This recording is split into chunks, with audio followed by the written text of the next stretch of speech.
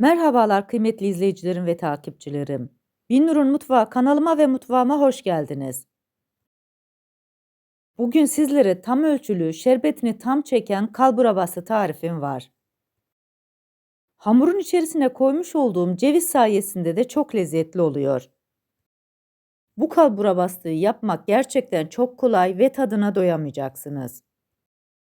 Tarifime başlamadan önce kimin nereden izlediğini bana yorumlardan yazarsanız değerli takipçilerimin nereden izlediğini öğrenmiş olurum. Sizleri daha fazla bekletmeden bu leziz tatlının tarifine geçiyorum. Herkese iyi seyirler. İlk olarak şerbetini hazırlayacağız. Şerbetin buz gibi soğuk olması gerekiyor. Bunun için tencerenin içerisine 4 su bardağı şekeri ekliyorum. 4 su bardağı suyu ekleyerek karıştırıyorum. Ocağımızın altı yüksek ateşte. Şerbetin içerisine çeyrek limonu sıkarak kabuğuyla birlikte içerisine atıyorum.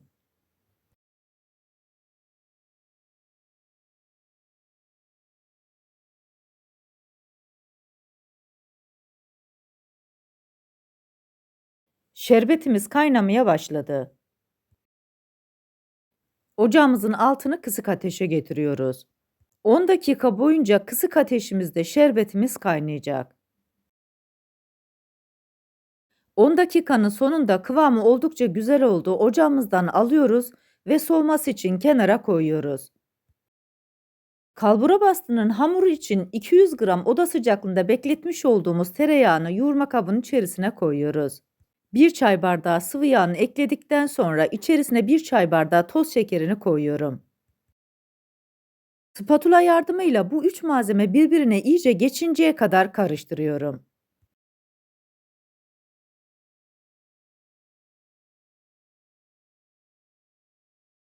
Hamurun içerisine oda sıcaklığında bekletmiş olduğum 1 çay bardağı yoğurdu ekliyorum. 1 adet yumurtayı ekleyerek malzemeleri tekrar karıştırıyorum.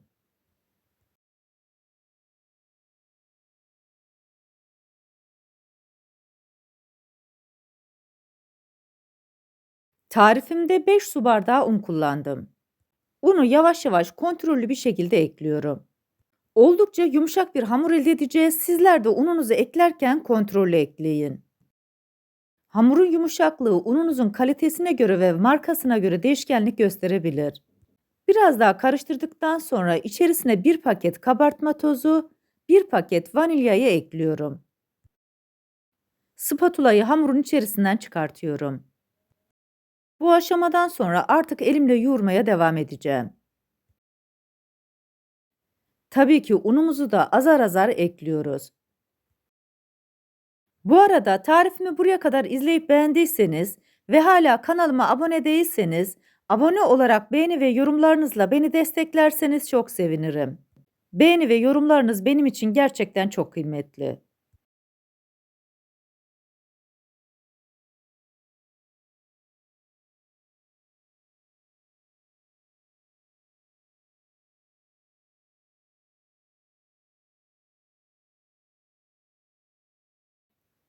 Hamurumuzu yeterince yoğurduk ve gayet güzel oldu. Sizlere kıvamını göstermek istiyorum. İstediğimiz kıvam tam olarak bu.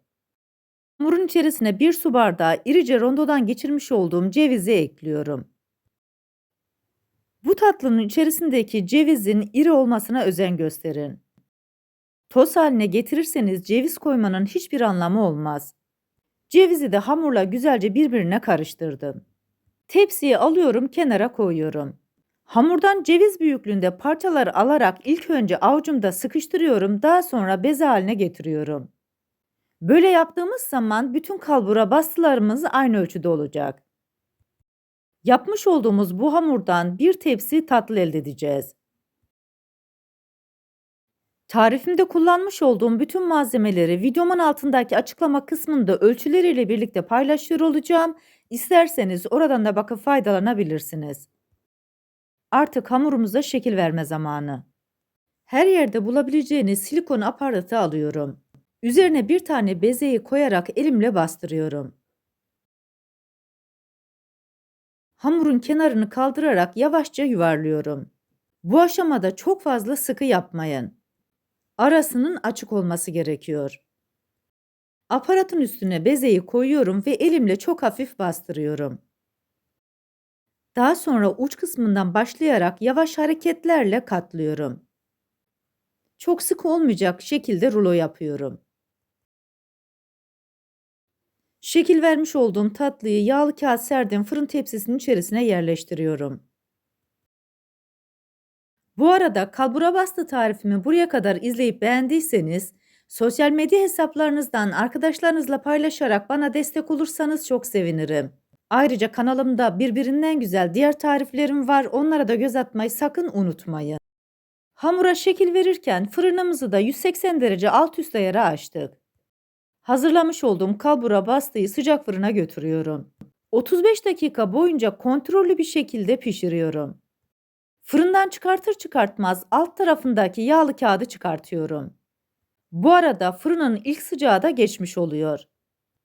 Kalbura bastıları şöyle bir düzeltiyorum.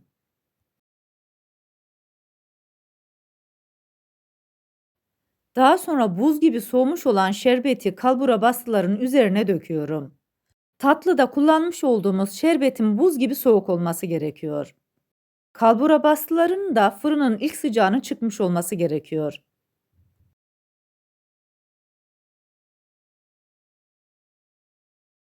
20 dakika boyunca şerbetin içerisinde bu şekilde bekletiyoruz.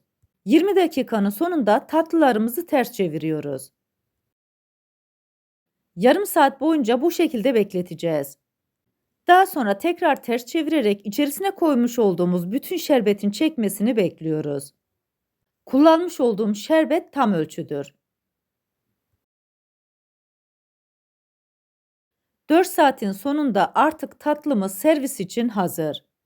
İsterseniz ertesi gün de servis edebilirsiniz. Tatlıların daha güzel gözükmesi için üzerine toz fıstık koyuyorum. Tarifimdeki tüm püf noktaları detaylı bir şekilde sizlere anlatmaya çalıştım.